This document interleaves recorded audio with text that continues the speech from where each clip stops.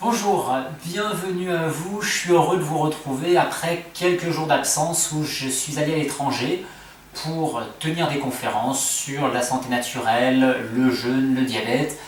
Sur place, j'ai pu quand même vous faire quelques petites vidéos, mais voilà, je suis de retour en France et je voulais vous faire partager cette vidéo aujourd'hui parce que voilà un sujet sur lequel on m'a beaucoup interrogé pendant mon déplacement, un sujet qui me concerne aussi en tant que papa, parce que j'ai une petite fille qui a 9 mois, et je vais vous parler donc de l'alimentation des enfants et plus précisément des céréales.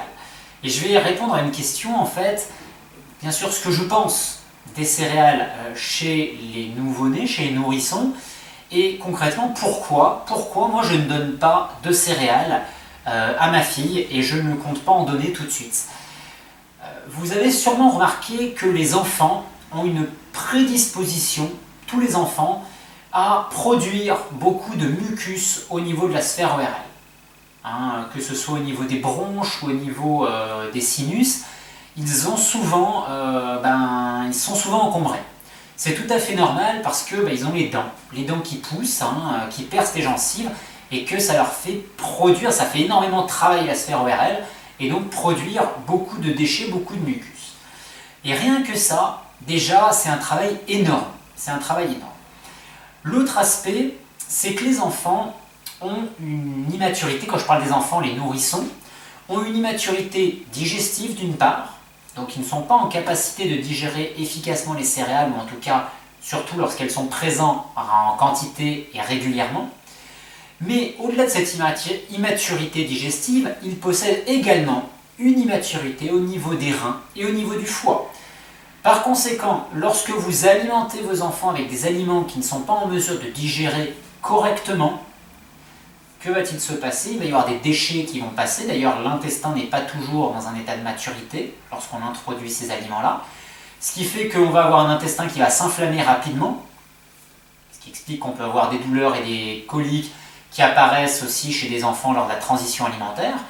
Et on va avoir par conséquent des déchets qui passent, des toxines, des molécules qui ne devraient pas pénétrer dans le corps, qui passent par la voie intestinale. Et ces toxines ne peuvent pas être gérées à 100% par le foie et par les reins, qui sont dans un état d'immaturité. Ils ne sont pas encore en pleine capacité de leur fonctionnement.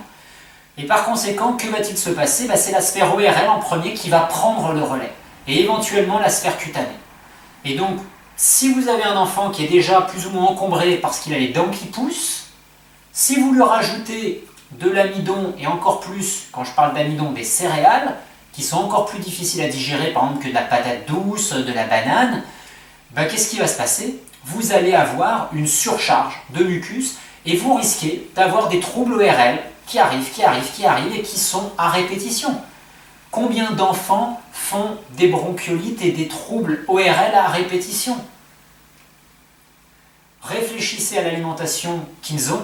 Moi, si je ne donne pas de céréales à ma fille actuellement qui a pratiquement 9 mois et que je ne lui en donnerai pas avant qu'elle ait au minimum 1 an, c'est pour cette raison.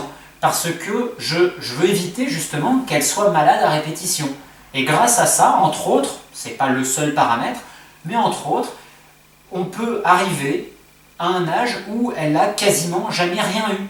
Alors bien sûr, elle est un peu encombrée, c'est normal, il y a les dents qui se font, ça perce les gencives, ça travaille, mais au-delà de ça, elle a pratiquement jamais rien eu. Moi, je vois des enfants qui ont des fois régulièrement des traitements antibiotiques, parce qu'ils font maladie sur maladie sur maladie sur maladie. Et moi, je pense qu'il y a matière quand même à réfléchir sur le mode alimentaire pour faire en sorte tout simplement de soulager l'intestin, le foie et les reins et faire en sorte derrière qu'ils ne soient pas hyper encombrés de mucus au niveau ORL ou alors qu'ils n'aient pas la peau qui soit hyper réactive parce que justement il y a une surcharge trop importante. Donc voilà, je vous ai donné quelques explications pour que vous compreniez pourquoi concrètement je ne nourris pas ma fille avec des céréales. Je ne recommande pas non plus d'utiliser les céréales avant au minimum 1 an. Et même si on peut poursuivre jusqu'à 1 an et demi ou 2 ans, c'est encore mieux. Et si vous devez leur donner des féculents, commencez d'abord par des légumes féculents. Commencez par de la banane. Commencez par de la patate douce. hein, ou des légumes féculents divers et variés. Il y en a beaucoup, surtout dans les produits tropicaux. Hein. On pourrait parler de la Christophine, du manioc, du topinambour. Le topinambour, faites un peu attention avec l'inuline quand même, c'est pas toujours très digeste. Mais donc la patate douce, la pomme de terre, qu'est-ce qu'on a encore, l'arrowroot, le tapioca, hein, qui sont des produits qu'on peut éventuellement leur donner, en quantité modérée, mais qu'on peut leur donner. Mais faites quand même attention à ces aliments qui sont compliqués à digérer pour les nouveau-nés. Voilà, j'espère que cette vidéo vous aura été utile, qu'elle vous aura permis de comprendre un petit peu mieux, en tout cas moi, mes choix et mes conseils. Pourquoi je donne ce conseil vis-à-vis des céréales, vis-à-vis des féculents. Bien sûr, si vous avez des questions, n'hésitez pas à les poser, à les mettre sous cette vidéo. Si vous aimez cette vidéo, n'hésitez pas à le marquer, à la partager avec les personnes qui pourraient être intéressées. Je vous souhaite une très bonne journée et je vous retrouve très bientôt pour d'autres vidéos. Au revoir.